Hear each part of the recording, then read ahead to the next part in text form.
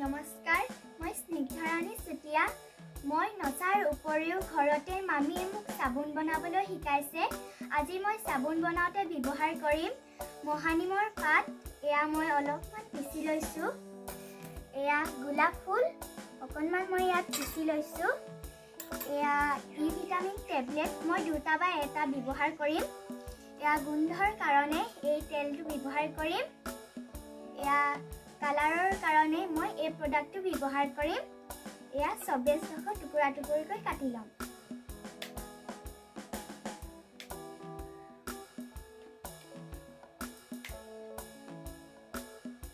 মোৰ চবেজখিনি কাটি হৈ গ'ল।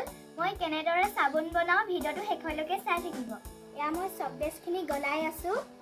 তো এয়া দেখিবলৈ পাইছে।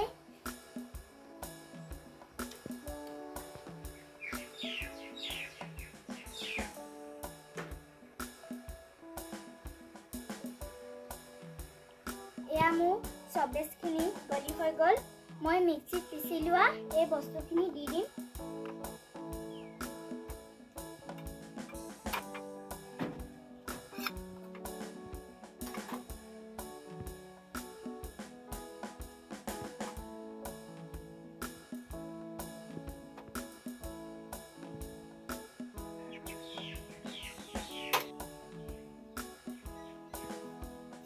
গলি হৈ গ'ল। এতিয়া মই চপকেছত দি দিম।